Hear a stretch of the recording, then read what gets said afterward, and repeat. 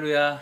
마음으로 예배드리는 각 가정마다 또 개인마다 하나님의 은혜가 깃드는 이 주일 예배가 되기 원합니다. 찬양으로 주 앞에 나아가겠습니다.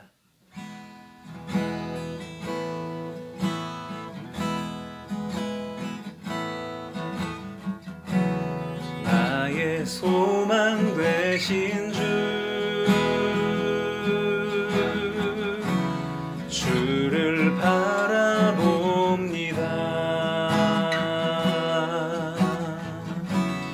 다시 오실 나의 왕 예수,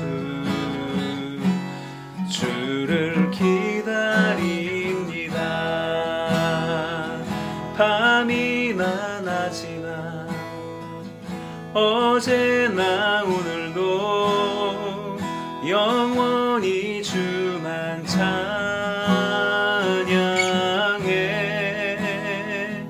괴롭고 슬플 때 낭망하여 넘어져도 언제나 주만 찬양하겠네. 나의 소망 되신 주, 나의 소망 되신 주를 바라봅니다. 다시 오실 나의 왕 예수, 주를 기다립니다.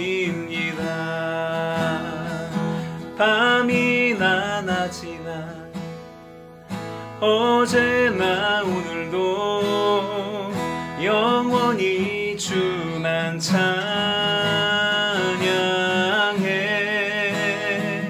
괴롭고 슬플 때 낭망하여 넘어져도 언제나 주만 찬양하겠네.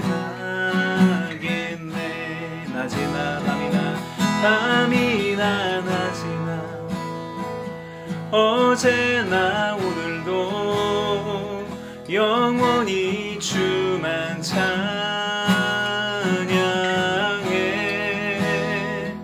괴롭고 슬플 때 낭망하여 넘어져도 언제나 주만 찬양하겠네.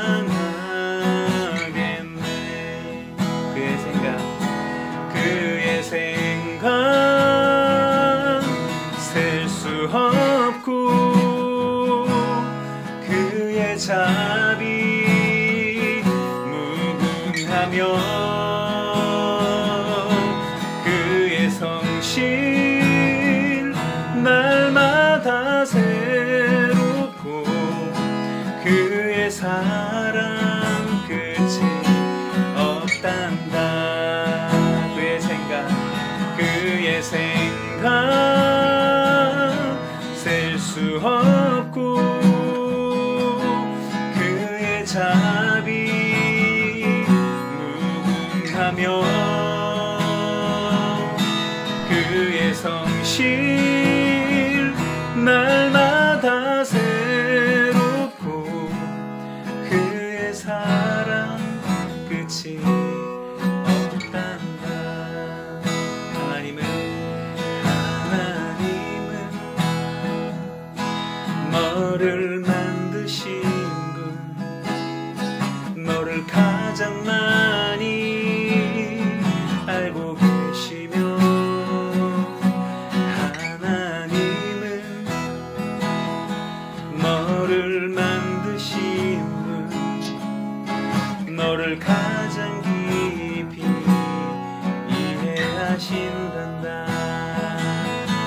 하나님은 너를 지키시는 분, 너를 지키시는 분, 너를 절대 포기하지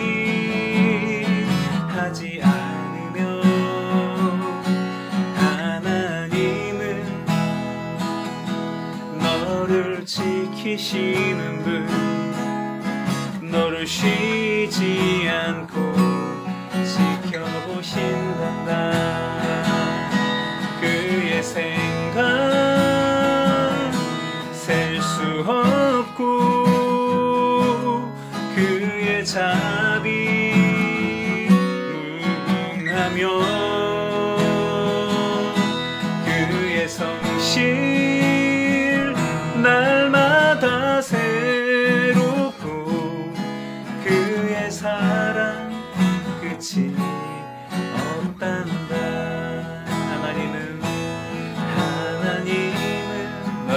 원하시는 분, 너를 원하시는 분, 이 세상 그 무엇 그 누구보다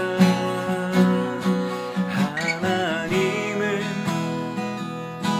너를 원하시는 분, 너와 같이 있고 싶어 하신단다. 하나님은 너를 인도하는 분, 너를 인도하는 분, 광야에서도 폭풍 중에도 하나님은 너를 인도하는 분, 푸른 초장으로 인도하신단다. 그의 생각 셀 수 없고 그의 자비 무궁하며 그의 성실 날마다 새롭고 그의 사랑 끝이 없단다. 그의 생각 셀 수 없고 그의 자비 무궁하며 그의 성실 날마다 새롭고 그의 사랑 끝이 없단다. 그의 사랑 끝이 없단다.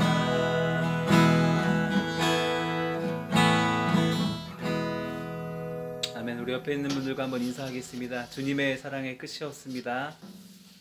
우리 그 사랑을 기억하며 함께 박수하며 찬양하겠습니다.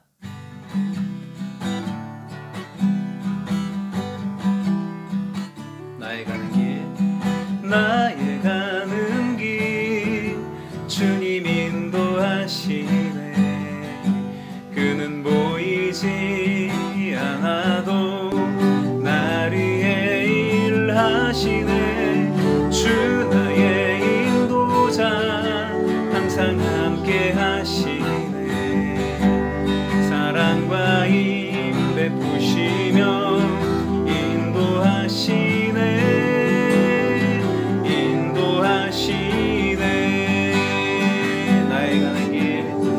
나의 가는 길 주님 인도하시네.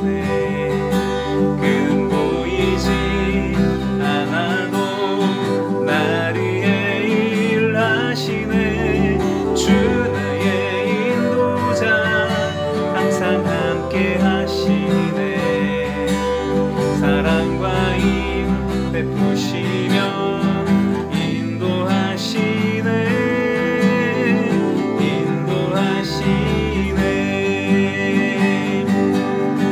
광야의 길을 만드시고 날 인도해. 사막의 강 만드신 것 보라.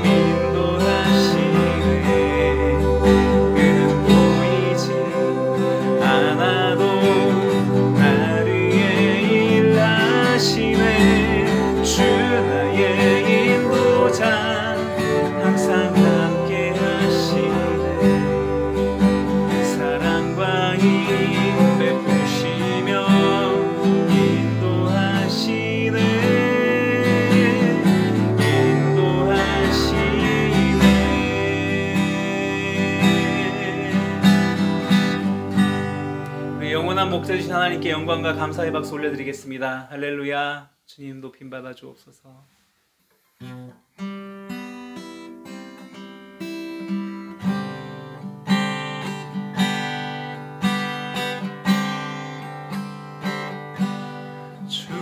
주보혈 날 정결케 하고 주보혈 날 자유케 하니 주 앞에 나 예배하는 이 시간 나의 모든 것을 주께 드리네.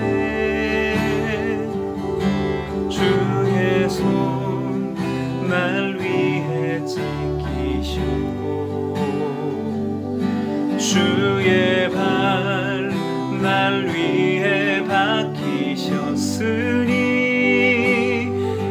이제는 내가 사는 것이 아니요 오직 주를 위해 사는 것이라.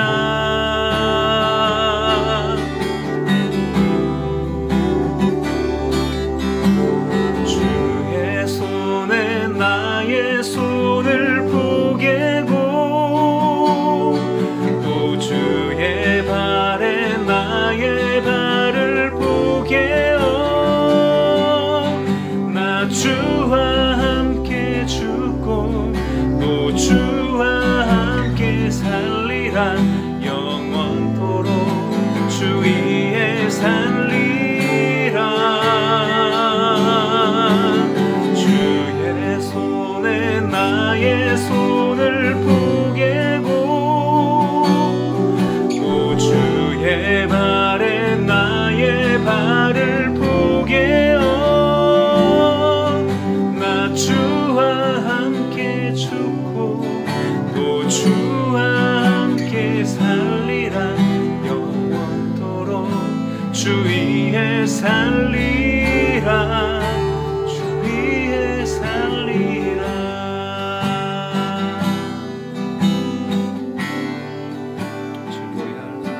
주보혈 날 정결케 하고 주보혈 날 자유케 하니 주 앞에 나 예배하는 이 시간 나의 모든 것을 주께 드리네. 주의 손 날 위해 지키셨고 주의 발 날 위해 박히셨으니 이제는 내가 사는 것이 아니요 오직 주를 위해 사는 것이라.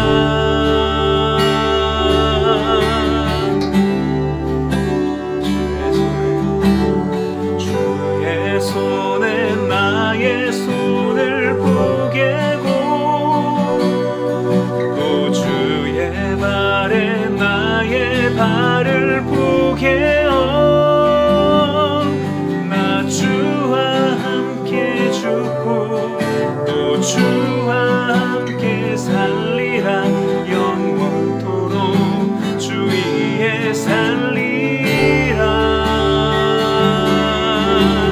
주의 손에 나의 손을 포개고 또 주의 발에 나의 발을 포개어 나 주와 함께 죽고 또 주와 함께 살리라. 영원토록 주 위에 살리라. 주 위에 살리라.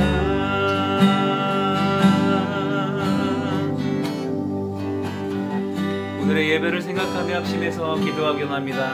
또다시 시작되는 한 주 가운데 하나님의 은혜가 우리 안에 깃들게 하여 주시고 오늘 찬양의 가사처럼 주님의 손에 붙들림 받은 우리의 삶을 살아갈 수 있도록 주님과 함께 살고 주님과 함께 죽는 축복의 한 주가 될 수 있게 해달라고 우리 자신과 말씀 전하신 담임 목사님을 생각하며 함께 기도하겠습니다.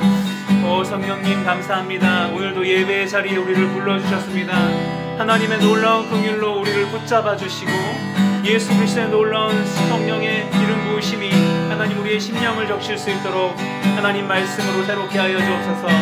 이번 한 주가 다시 한번 주님의 말씀을 붙잡고 주님과 함께 죽고 주님과 함께 살아나는 은혜와 능력의 한 주가 될 수 있기를 원합니다. 성령님 기름 부어주시고 하나님 말씀 주신 담임 목사님 성령의 충만함으로 인도하여 주옵소서. 주님 우리에게 좋은 밭이 되게 하시며 하나님의 성령으로 열매 맺을 수 있도록 인도하여 주옵소서.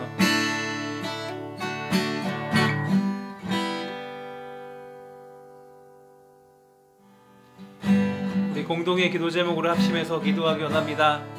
모든 성도들이 인생의 어려움 가운데에서 자족함의 비결을 발견하게 하시고 행복과 감사를 잃어버리지 않은 건강한 성도가 되게 하여 주옵소서. 두 번째로 힘든 삶의 상황과 환경 속에서도 하나님만을 바라보며 능력 주시는 그리스도를 통한 은혜를 경험하게 해달라고 합심해서 함께 기도하겠습니다. 성령님 삶의 모든 고난 속에서 어려움 속에서 자족함의 비결을 잃지 않기 원합니다. 언제나 주님 때문에 행복하며 감사한 성도들이 되게 하여 주시고 늘 영적으로 강건한 삶을 살아가는 귀한 주님의 백성들이 되게 하여 주시옵소서. 하나님 힘들고 어려운 삶의 환경과 상황을 지나고 있습니다. 그런 상황 속에서도 주님만을 바라보게 하시며 능력 주시는 주님을 의지하게 하시고 오로지 그리스도를 통한 은혜를 경험하는 성도들이 될 수 있도록 성령님이 시간 함께하여 주시옵소서. 예배 가운데 우리의 심령을 어루만져 주시고 하나님의 능력으로 좋은 밭 가운데 열매를 맺을 수 있도록 성령님이 역사하여 주옵소서. 함께하여 주옵소서. 우리를 위로하여 주옵소서.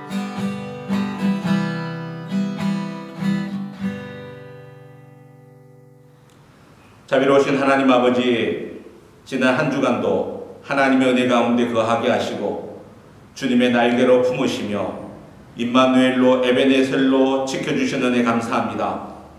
비록 오늘날 온 세상이 어지럽고 혼란한 가운데 있지만 그럼에도 불구하고 지금 우리가 살아가고 있는 이 땅과 이 나라를 지켜주시고 은혜로 인도하여 주심에 감사합니다. 주어진 작은 일상 속에서도 감사함을 잊지 말게 하시며 은혜를 받은 자로 이웃을 섬기며 기도로 열방을 섬기는 하나님의 백성이 되게 하여 주시옵소서. 이 시간도 하나님과 약속한 복된 주일, 정해진 시간에 하나님 앞에 예배드리는 각 심령과 가정을 기억하여 주시고 예배드리는 가정마다 심령마다 주님 만나주시며 풍성한 은혜를 허락하여 주시옵소서. 하나님 특별히 우리의 조국 대한민국을 기억하여 주시고 보수와 진보로 나누어진 나라가 하나님 은혜 가운데 화합되게 하시고 세상의 빛과 소금의 역할을 감당하는 한국교회가 되게 하여 주시옵소서. 오늘도 고난 가운데 낙심과 절망 가운데 있는 자들을 위로하여 주시며 하나님께 드리는 그들의 간구에 응답하여 주시고 하나님이 주시는 소망의 은혜를 경험하게 하여 주시옵소서.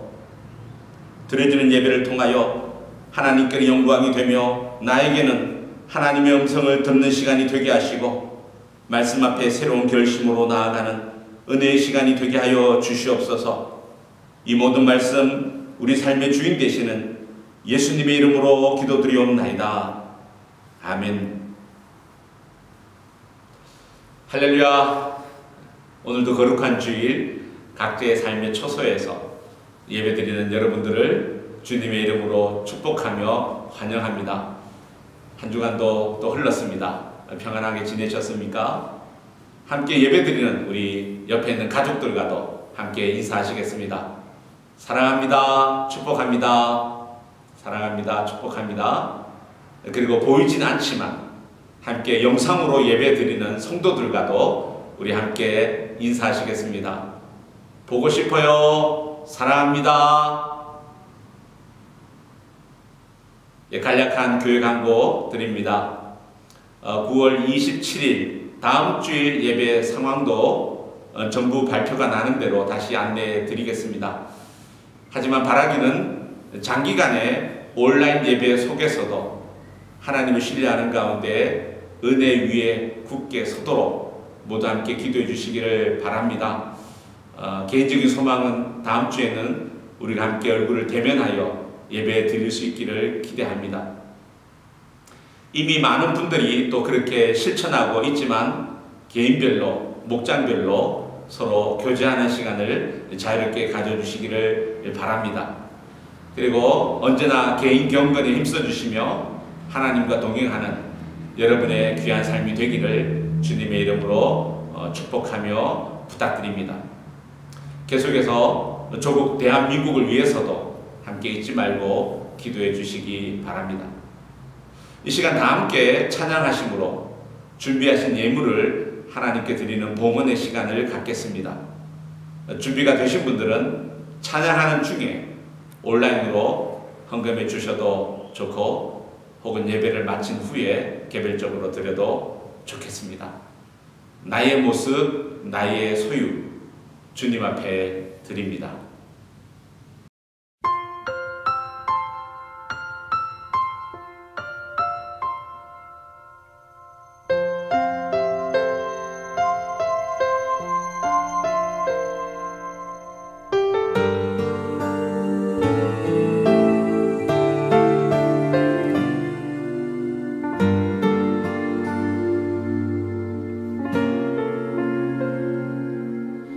나의 모습, 나의 소유 주님 앞에 모두 드립니다.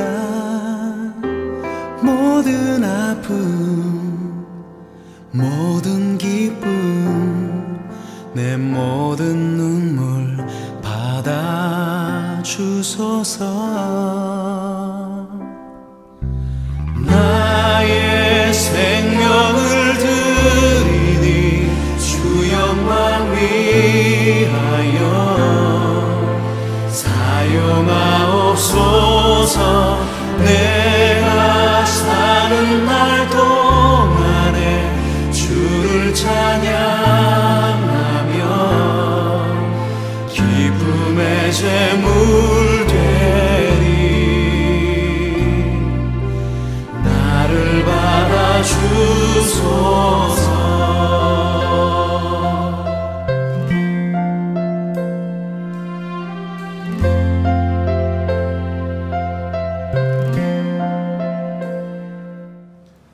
드려진 예물을 위해서 함께 기도드리시겠습니다. 자비로우신 하나님, 우리가 누리고 소유한 모든 것이 주께로부터 왔음을 알기에 믿음으로 주님 앞에 다시 올려드립니다. 삶의 어려운 가운데서도 주님을 사랑하는 마음으로 주님의 몸된 교회를 위한 헌신으로 구별하여 드립니다. 힘든 세상 가운데서도 주께서 주신 작은 감사의 제목을 담아 드립니다. 물질을 드리기 앞서서 주님께 대한 우리의 사랑을 드립니다. 무엇보다 나 자신을 드립니다. 드리는 것 같지만 돌아보면 드린 것보다 더 풍성한 하나님의 은혜를 경험하게 하여 주시옵소서. 드려진 물질을 축복하여 주시고 이 물질이 사용되는 곳에 하나님 나라 지평이 확장되게 하여 주시옵소서. 오늘도 주님 앞에 드릴 수 있음에 감사하며 예수님의 이름으로 기도드립니다. 아멘. 오늘도 김 목사님께서 우리 모두를 위한 하나님 말씀을 전해주시겠습니다. 많은 은혜 받으시기 바랍니다. 김 목사님 나와주세요. 오늘 우리에게 주시는 하나님의 말씀 창세기 46장 6절과 7절 말씀입니다. 우리 한 목소리로 자막을 보고 함께 읽겠습니다. 시작. 야곱과 그가 거느리는 모든 자손은 가나안 땅에서 모은 가축과 재물을 모두 가지고 이집트로 들어갔다. 그는 아들과 손자, 딸과 손녀 이렇게 그의 모든 자손들을 데리고 이집트로 들어갔다. 아멘. 자, 이곳에 두 대의 배가 있습니다. 한쪽은 호화로운 여행을 떠날 수 있는 훌륭한 여객선이고 또 한쪽은 전쟁 시에 군인들을 태우고 전투를 할 수 있는 멋진 전함이죠. 여러분에게 둘 중에 한 배를 고르라고 한다면 어떤 배를 고르시겠어요? 한번 골라보세요. 선택장애가 있는 분들을 위해서 제가 이 두 배를 합쳐놓은 배를 보여드리겠습니다. 짠! 이 배의 이름은 퀸 메리호예요. 영국에서 만든 이 배는 호화로운 여객선이었는데 많은 귀족들과 사람들을 태우고 미국 캘리포니아에 도착한 순간 독일이 폴란드를 공격했어요. 그래서 그때부터 온 나라가 전쟁을 하게 된 여러분이 잘 알고 있는 세계 제2차 대전이 시작이 되었어요. 그래서 1만 5천 명들의 군인을 실어서 재빠르게 이동할 무엇인가가 필요했습니다. 사람들은 이 여객선을 눈여겨보기 시작했어요. 그래서 이 퀸 메리오를 재빠르게 군함으로 개조했습니다. 모든 의자를 다 떼어내고 기관총을 배치하고 최소한의 침낭과 또 최소한의 무게가 나가도록 많은 개조가 이루어졌죠. 이 배는 잠수함이 따라잡을 정도의 엄청난 속도를 지니고 있었다고 해요.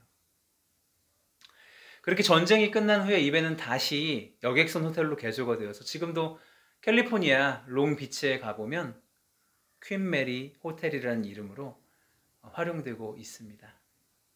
시간 되시는 분들 한번 가서 보셔도 좋을 것 같아요.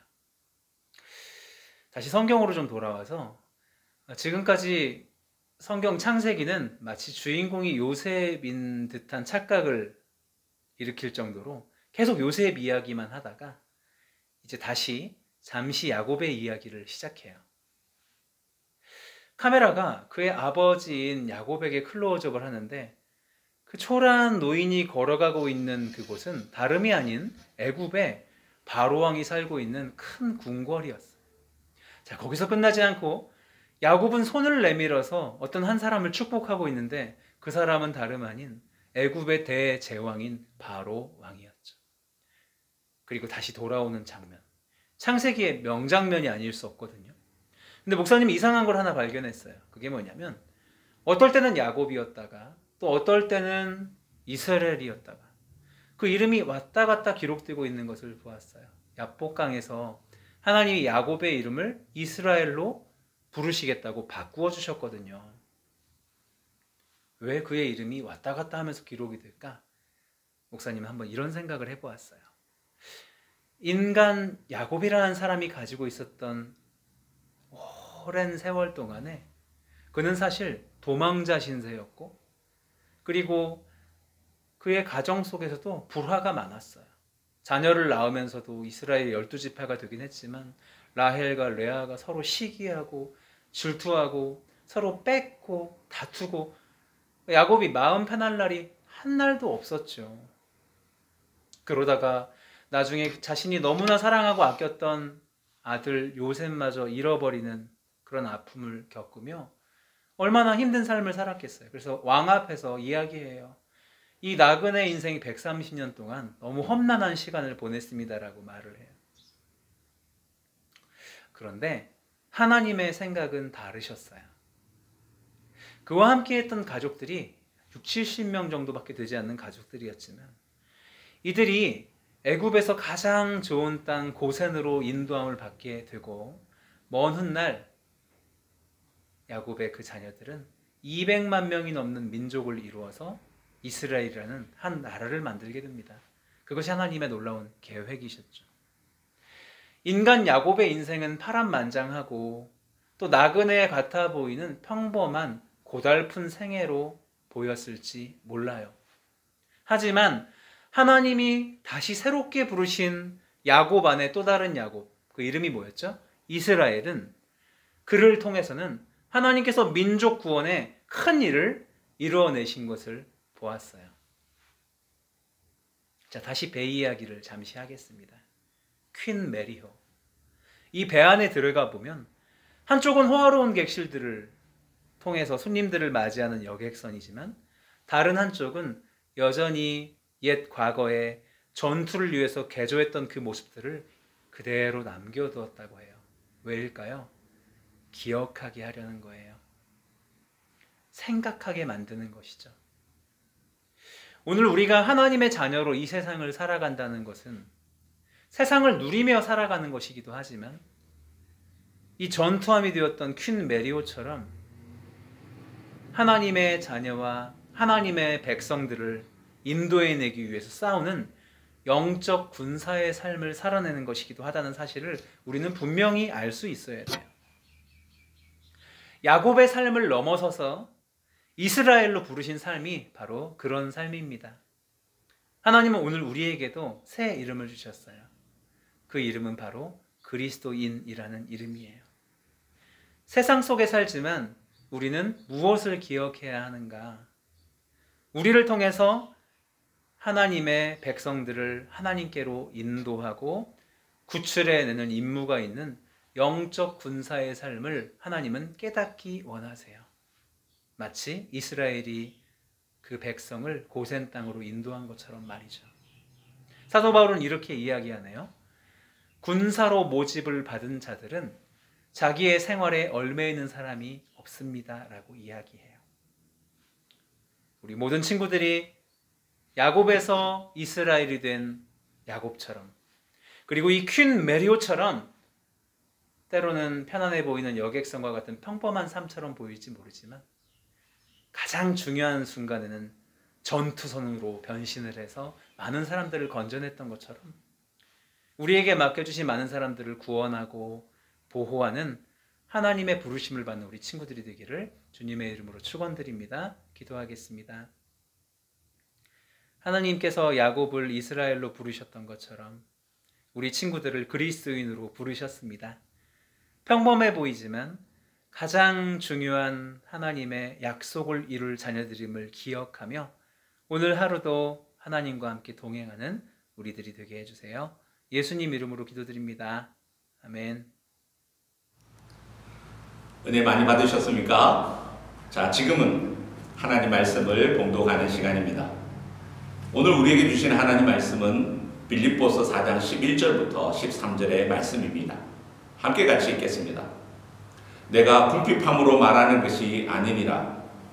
어떠한 형편이든지 나는 자족하기를 배웠느니 나는 비천에 처할 줄도 알고 풍부에 처할 줄도 알아.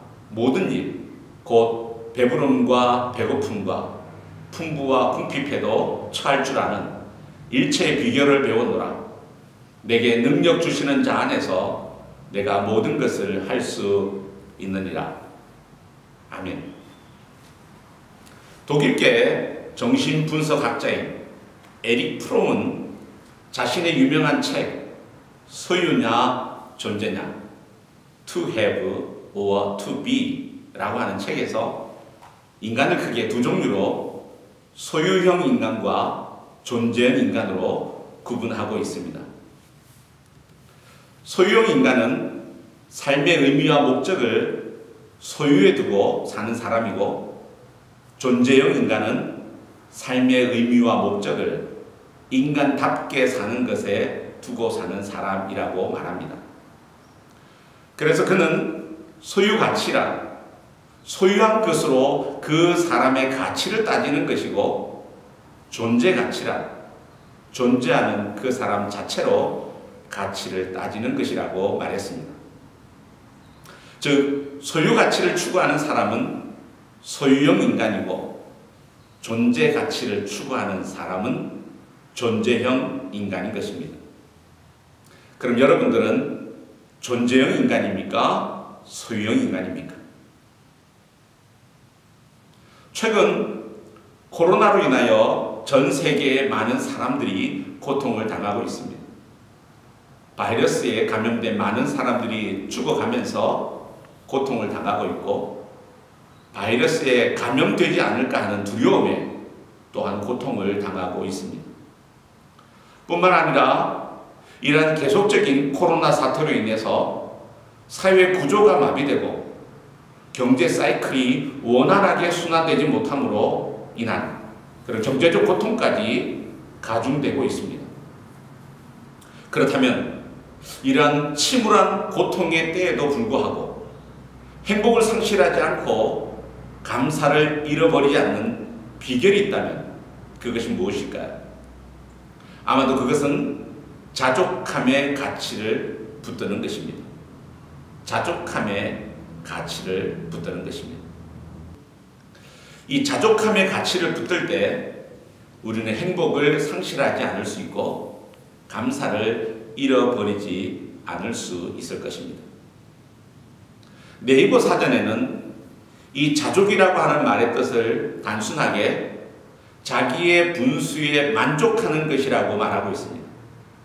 그러나 성경 사전은 이렇게 정의하고 있습니다. 자족은 모든 일과 상황에서 하나님의 섭리를 인식하며 그리스도께서 그 인격과 삶 속에 사시는 자의 특징으로 경건 생활에 큰 유익이 된다. 다시 말해 자족은 하나님을 섬기며 그리스도를 영접한 자의 독특한 삶의 특징이라는 것입니다. 이 자족은 외부적인 환경과는 상관없이 어떤 상황 속에서도 하나님을 신뢰함으로 행복을 잃어버리지 않는 삶을 의미합니다. 자, 그렇다면 우리가 어떻게 자족하는 삶을 살 수 있을까요? 자족하는 삶을 살아가는 비결은 어디에 있을까요? 첫 번째 비결은 자족하는 삶을 배워야 합니다. 자족하는 삶을 배워야 합니다. 풍성한 삶을 생각할 때 가장 먼저 떠오르는 생각은 넉넉한 삶입니다. 그래서 소유가 많은 삶을 풍성한 삶이라고 생각합니다. 소유에 대한 욕망은 누구에게나 있습니다. 어느 목사님의 집에서 가정 예배를 드리면서 시편 23편을 함께 읽었다고 합니다. 여호와는 나의 목자시니 내게 원하는 것이 없도다. 그랬더니 그 집 애가 이렇게 말했다고 합니다. 아빠, 그렇게 말씀하시면 안 돼요. 저는 원하는 게 아주 많아요. 이것은 비단 그 어린아이만의 문제가 아닐 것입니다. 모든 인생이 다 그렇지 않습니까? 우리의 인생은 무언가를 원함으로 가득 차 있습니다. 그러나 많은 것을 가졌다고 해서 반드시 풍성한 삶을 살 수 있는 것은 아닙니다. 인간의 욕심은 밑빠진 독과 같아서 아무리 많은 것을 가져도 결코 만족을 모릅니다. 현대인들이 얼마나 자족하지 못한 불만의 인생을 살고 있는지를 영국 시인 제이슨 레만이 쓴 시 한 편을 통해 묵상해 보시기를 바랍니다. 봄의 계절, 나는 따뜻한 햇살과 시원한 들녘이 있는 여름을 원했다. 여름의 계절, 나는 화려한 단풍과 신선한 공기가 있는 가을을 원했다. 가을의 계절, 나는 아름다운 눈과 성탄의 기쁨이 있는 겨울을 원했다. 겨울의 계절, 나는 다시 자연의 눈부신 소생함과 꽃이 피는 봄을 원했다. 내가 아이였을 때 나는 자유와 존경스러운 의젓함을 갖춘 어른을 원했다. 내가 20살이 되었을 때 나는 성숙과 지혜를 가진 서른을 원했다. 내가 중년이었을 때 나는 젊음과 자유를 가진 20을 원하였다. 내가 은퇴했을 때 나는 오히려 마음의 평정과 거칠 것 없는 중년을 원했었다. 그러나 이제 나의 생은 다하였고 결국 나는 내가 원하는 것을 아무것도 얻지 못하였다. 어떻습니까? 그러나 만약 우리가 자족할 수 있다면 더 이상의 원함이 없는 만족을 누릴 수 있지 않을까요? 그렇다면 자족함의 한계가 어디일까요? 과연 우리는 얼마만큼 있어야 자족할 수 있을까요? 어떤 사람은 기본적인 생존만으로도 자족할 수 있겠지만 어떤 사람은 사치스러운 삶을 살면서도 자족하지 못할 사람도 있을 것입니다. 그러므로 자족은 내가 소유한 물질의 양에 있는 것이 아니라 정신적이고 영적인 상태라는 것을 우리는 알 수 있습니다. 그 상태는 환경의 지배를 받는 상태가 아니라 환경을 지배하는 상태라고 할 수 있습니다. 역사상 가장 많은 부를 축적했던 록펠러가 했던 A little more, 조금만 더 라고 했던 말은 그야말로 끝이 없는 원함을 표현하고 있습니다. 그렇습니다. 인간은 소유적 존재의 양식으로는 절대로 풍성한 삶을 살 수 없습니다. 많은 재물을 가진 부자가 된다고 해서 그의 삶이 풍성해지는 것은 아닙니다. 오히려 소유하면 소유할수록 더 많이 소유하고자 하는 목마름이 더해지는 것뿐입니다. 오늘 본문의 주인공인 바울은 누구보다도 궁핍한 자였습니다. 언제 잔혹한 죽음을 맞이할 줄 모르는 옥에 갇혀있는 죄인이었습니다. 그럼에도 불구하고 그는 이렇게 고백합니다. 11절에 내가 궁핍함으로 말하는 것이 아니니라. 어떠한 형편이든지 나는 자족하기를 배웠노니. 얼마나 놀라운 고백이지 않습니까? 그는 자신의 삶에 대하여서 자족하고 있다고 고백하고 있습니다. 그럼 바울은 어떻게 이러한 자족의 삶을 살 수 있었을까요? 그는 이것을 배웠다고 고백하고 있습니다. 그도 가난할 때가 있었습니다. 그도 병들고 아플 때가 있었습니다. 그도 사람들로부터 배신당하고 외로웠던 비천에 처할 때가 있었습니다. 그러나 그는 비천했던 자신의 삶을 통해 진정한 만족이 환경에 있지 않음을 배웠던 것입니다. 하지만 바울의 삶은 언제나 비천한 삶은 아니었습니다. 그에게도 풍부한 삶을 누릴 때가 있었습니다. 하지만 그 풍부한 삶에서도 교만하지 아니하고 감사하는 삶을 잊지 않았던 것입니다. 그 모든 상황은 그에게 훌륭한 선생님이 되어 주었습니다. 그는 비천과 풍부라고 하는 그 모든 상황으로부터 자족의 비결을 배웠던 것입니다. 사람들은 내가 많은 것을 가지게 되면 하나님께 감사하는 삶을 살 수 있을 것이라고 생각합니다. 내가 하는 일이 더 잘 되면 그때 하나님을 더 잘 섬길 수 있을 것이라고 생각합니다. 내가 좋은 직장을 얻고 수입이 더 많아지면 하나님께 헌신하겠다고 합니다. 하지만 결코 그렇지 않습니다. 지금 내가 가진 것에 감사하지 못한다면, 지금 내가 처한 현실에 만족하지 못한다면, 지금 내게 있는 것으로 헌신하지 못한다면 상황이 더 나아진다고 해서 달라지는 것은 없습니다. 사랑하는 예배자 여러분, 지금 여러분들의 형편이 부하든지 가난하든지 좋은 상황이든지 그렇지 못한 상황이든지 지금의 여러분들에게 주어진 삶에 만족하고 감사하는 자족의 삶을 배울 수 있기를 주님의 이름으로 축원합니다. 두 번째로, 만족의 기준이 달라야 합니다. 사도 바울은 자신이 어떠한 환경 속에서도 자족할 수 있는 또 하나의 비결을 말하고 있습니다. 13절을 한 번 더 읽어볼까요?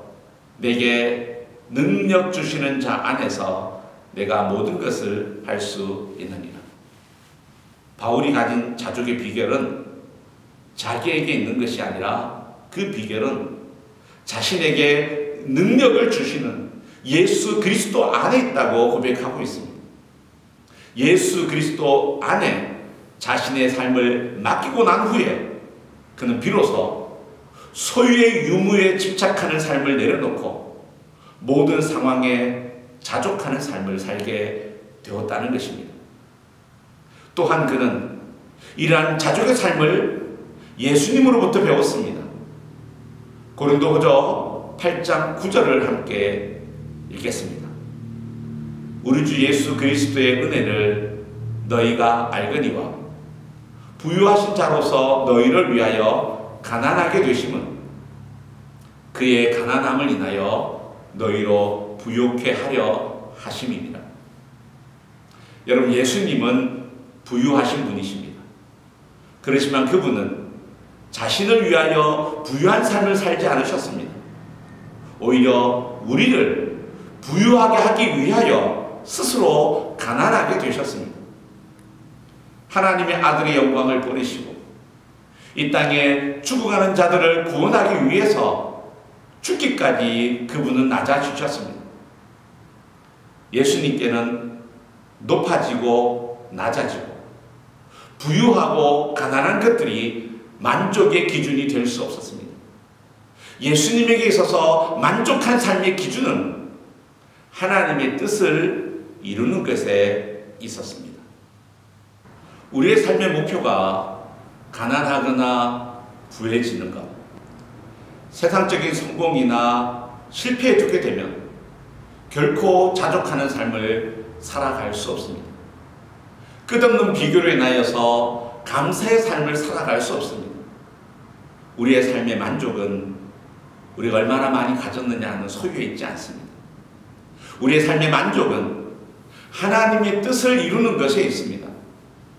비록 나의 상황이 좀 어렵다고 하여도, 더 나아가서 나의 삶이 비천에 처한다고 하여도 그 삶이 하나님의 뜻을 이루어가는 삶이라고 한다면 거기에 만족이 있고 감사가 있습니다. 사도 바울도 본래는 그런 자가 아니었습니다. 그도 예수님을 만나기 전에는 자신이 가진 학식에 만족하는 자였습니다. 자신이 가진 배경이 바리새인이라고 하는 것에 만족감을 가진 자였습니다. 자신의 존재가 로마의 시민권자라고 하는 것에 만족하고 자랑스러워하는 자였습니다.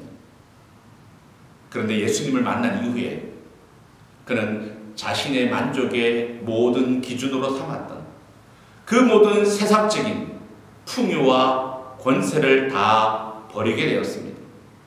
그리고 더 이상 그런 것들로 인하여 만족함을 누리는 자가 아니었습니다. 그는 빌립보서 3장 7절에서 이렇게 고백합니다. 그러나 무엇이든지 내게 유익하던 것을 내가 그리스도를 위하여 다 해로 여길 뿐더러 또한 모든 것을 해로 여김은 내 주 그리스도 예수를 아는 지식이 가장 고상하기 때문이라. 내가 그를 위하여 모든 것을 잃어버리고 배설물로 여김은 그리스도를 얻고 그 안에서 발견되려 함이니. 사랑하는 예배자 여러분, 세상적인 것들로 만족의 기준을 삼는다면 우리는 결코 만족할 수 없습니다. 내 뜻이 이루어지는 것을 만족의 근거로 삼는다면 우리는 결코 감사할 수 없습니다. 오직 우리 만족의 기준을 예수님과 같이 하나님의 뜻을 이루는 삶을 살 때 어디에서나 언제나 풍성한 감사가 있는 자족의 삶을 경험하게 되는 줄 믿습니다. 하나님의 뜻을 이루는 것에 진정한 만족이 있습니다. 세 번째로 하나님을 바라보는 것입니다. 13절을 다시 한번 읽어보실까요? 내게 능력 주시는 자 안에서 내가 모든 것을 할 수 있느니라. 이 말씀 속에는 사도 바울이 바라보고 있는 대상이 무엇인가를 알 수 있습니다. 옥에 갇혀있는 바울의 삶은 비천한 삶이었습니다.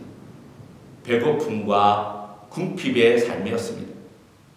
그렇다면 우리가 생각할 때 자연스럽게 바울이 바라봐야 할 것은 자신의 상황과 환경이었을 것입니다. 하지만 바울이 바라보고 있는 것은 환경이 아니었습니다. 그는 오직 그 모든 환경을 초월하시는 예수 그리스도를 바라보고 있습니다. 그는 언제나 자신의 비천함을 바라보지 않았습니다. 그는 풍부에 처했을 때에도 그 풍부함을 바라보지 않았습니다. 오직 자신의 삶을 지탱해주는 능력의 근원인 예수님을 바라보면서 그분이 주시는 은혜를 소망하고 있습니다. 여러분, 비천에 처할 때 나의 비천함을 바라보면 낙심하게 됩니다. 풍부에 처할 때 나의 풍부함을 바라보면 교만하게 됩니다. 우리가 바라봐야 할 대상은 변하는 환경이 아니라 불변하는 예수 그리스도 뿐입니다. 그분에게 우리의 시선을 고정시켜야 됩니다. 그 시선이 우리의 삶을 자족하게 하는 비결이 되는 것입니다. 보트에서 뛰어내린 베드로가 예수님을 바라볼 때 그는 바다를 걸어가는 자가 되었습니다. 그러나 세차게 부는 파도와 바람을 바라볼 때 그는 예수님께 대한 시선을 놓치고 두려움으로 인하여서 바다에 빠지게 되었습니다. 사랑하는 예배자 여러분, 우리가 어떠한 형편에 처해 있든지 저와 여러분의 시선을 고정하고 바라봐야 될 분은 오직 예수 그리스도밖에 없습니다. 어제나 오늘이나 영원토록 동일하신 예수 그리스도 한 분을 바라보면서 살아갈 때 자족의 삶을 살 수 있습니다. 바다 위에 떠 있는 작은 돌섬이 있었습니다. 보기에는 보잘것없는 아주 작은 섬입니다. 그러나 그 작은 섬은 아무리 큰 파도가 치고 태풍이 불어도 전혀 요동하지 않습니다. 그 섬보다 훨씬 더 큰, 수십 배 더 큰 군함이 흔들려도 그 섬은 결코 흔들리지 않습니다. 왜냐하면 보기에는 보잘것없는 섬이지만 그 섬은 바다 및 거대한 땅과 연결되어 있기 때문입니다. 우리는 예수 그리스도와 연결되어 있습니다. 내가 예수님 안에 거하고 예수님이 내 안에 거한다면 어떤 풍랑과 태풍도 감히 우리를 흔들 수 없지 않을까요? 우리의 안정감은 그 하나님께 있습니다.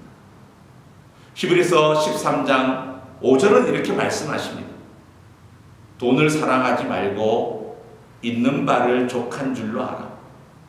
그가 친히 말씀하시기를 내가 결코 너희를 버리지 아니하고 너희를 떠나지 아니하리라.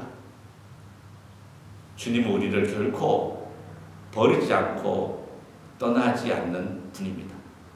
그분이 우리의 삶의 안정감입니다. 워렌 위어스비라고 하는 유명한 설교가는 자족하는 마음은 마치 온도 조절기와 같다. 그런데 오늘날 대부분의 사람들은 온도 조절기가 아니라 온도계와 같은 삶을 살아가고 있다고 말했습니다. 온도기와 온도 조절기는 무엇이 다를까요? 온도계는 환경에 따라 움직입니다. 날씨가 더우면 온도계 바늘은 올라갑니다. 날씨가 추우면 온도계 바늘은 자동적으로 내려옵니다. 온도계는 외부의 환경에 따라서 계속해서 움직이지만 온도를 바꾸지는 못합니다. 그러나 온도 조절기는 다릅니다. 날씨가 추우면 온도를 올려서 춥지 않도록 조절해 줍니다. 날씨가 더우면 반대로 온도를 내려서 덥지 않도록 조절해 줍니다. 자족하는 마음은 환경에 따라 움직이는 그런 마음의 상태가 아니라 오히려 환경을 극복하는 온도 조절기, 환경을 변화시키는 온도 조절기와 같은 마음의 상태를 말하는 것입니다. 여러분들은 어떻습니까? 여러분들은 온도계와 같은 삶을 살고 있습니까? 아니면 온도 조절기와 같은 삶을 살아가고 있습니까? 여러분들은 외부 환경에 따라서 움직이는 사람입니까? 아니면 외부 환경과는 상관없이 자족하며 살아가는 사람입니까? 온도계가 아닌 온도 조절기의 삶은 우리의 시선이 예수 그리스도를 바라볼 때 가능한 삶입니다. 환경이 어떠하든지 그래도 자족할 수 있기를 바랍니다. 남과 비교하지 않고 환경을 바라보지 않고 주님을 바라보고 주님을 의뢰함으로 자족함으로 행복을 누리는 여러분의 삶이 되기를 바랍니다. 하나님께서는 감사하는 자에게 더 큰 감사의 조건을 주십니다. 하나님께서는 자족하는 자에게 더 큰 자족의 조건을 주십니다. 사랑하는 예배자 여러분, 성경은 하나님을 믿는 우리 그리스도인들을 양으로 묘사하고 있습니다. 양에게는 많은 욕구가 있죠. 안전의 욕구, 보호를 받고 싶은 욕구, 그리고 배부름의 욕구, 그리고 깨끗함을 유지하고 싶은 청결함의 욕구가 있습니다. 그러나 양은 이 모든 욕구들보다 한 가지의 욕구에 집중해야 됩니다. 그것은 목자에 대한 욕구입니다. 양에게 목자만 있다면 다른 모든 욕구들은 다 해결이 되는 것입니다. 우리가 갈망해야 될 욕구는 바로 우리의 목자 되시는 하나님께 대한 목마름이어야 합니다. 우리가 갈망해야 될 욕구는 하나님께 대한 배고픔이어야 합니다. 그 하나님이 나의 모든 것이 되신다면 우리는 행복할 수 있습니다. 우리는 만족하며 감사할 수 있습니다. 고린도전서 3장 5절과 6절의 말씀을 함께 읽겠습니다. 우리가 그리스도로 말미암아 하나님을 향하여 이 같은 확신이 있으니 우리가 무슨 일이든지 우리에게서 난 것 같이 스스로 만족할 것이 아니니 우리의 만족은 오직 하나님으로부터 나느니라. 우리의 만족은 오직 하나님으로부터 나느니라. 이번 한 주간도 하나님을 갈망함으로 행복을 누리시는 저와 여러분이 되시기를 주님의 이름으로 축원합니다. 이 시간 주신 말씀을 붙들고 함께 기도하시겠습니다.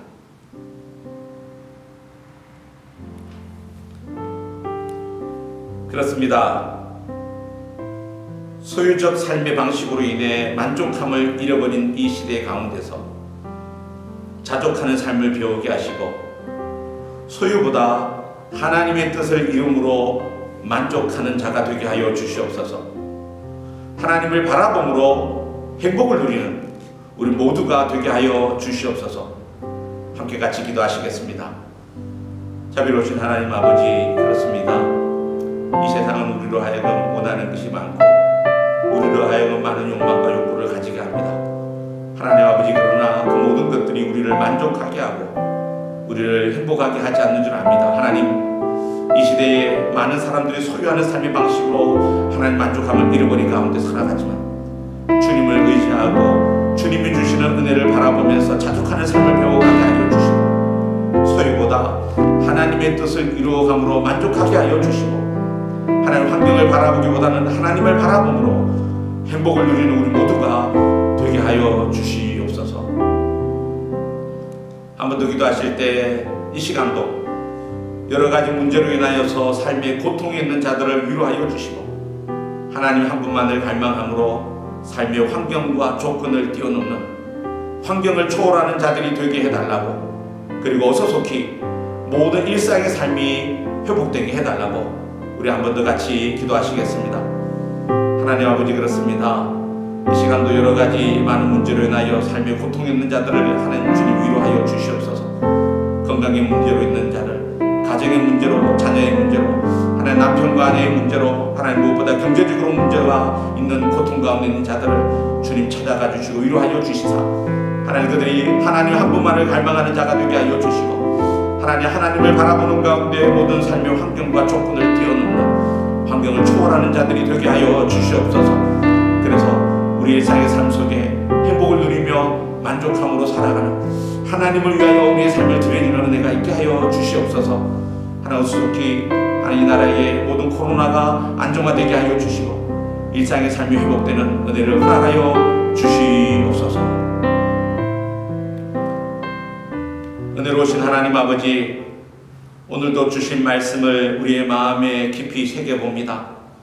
상황을 바라보면 언제나 만족함이 없고 감사할 수 없지만은 상황을 넘어서 일하시는 하나님을 바라보게 하시고 그 하나님을 통하여 자족함을 배움으로 행복을 누리는 우리 모두가 되게 하여 주시옵소서. 특별히 경제적으로 고통당하는 자들을 찾아가 주시고 그 어려운 삶의 환경 속에서 하나님을 만나게 하시고 하나님을 신뢰함으로 넉넉히 이겨가는 삶의 비결을 배워가는 자들이 되게 하여 주시옵소서. 또한 혹시라도 삶의 풍성한 가운데 있는 자들을 기억하여 주시며 그들도 주신 은혜 가운데 교만하지 아니하며 그 모든 삶을 허락하신 하나님의 은혜에 응답하는 삶이 되게 하여 주시옵소서. 한 주간도 주신 말씀 붙들며 믿음으로 살아가는 복된 하루하루가 되게 하여 주시옵소서. 이 모든 말씀 우리 삶의 주인 되시는 예수님의 이름으로 기도드리옵나이다. 아멘. 이 시간 함께 찬양하심으로 우리의 마음과 믿음을 주님 앞에 고백하시겠습니다.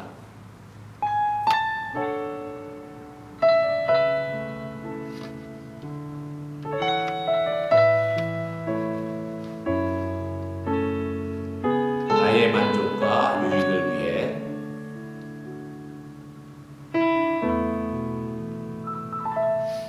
나의 만족과 유익을 위해 가지려 했던 세상 일들 이제 모두 다 해로 여기고 주님을 위해 다 버리네.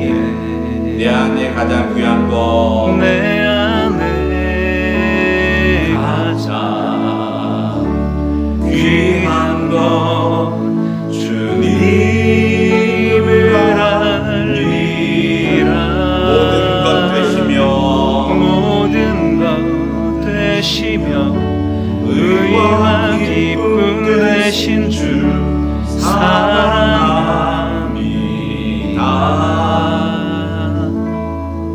부활의 능력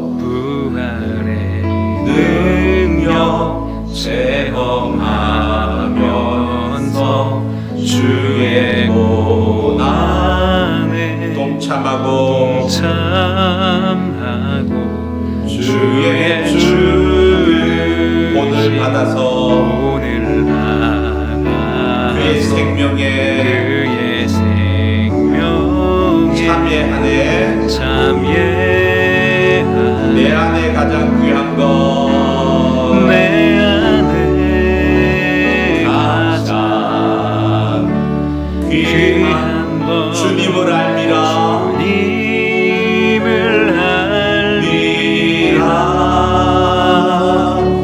모든 것 되시며 의와 기쁨 되신 주 사랑합니다.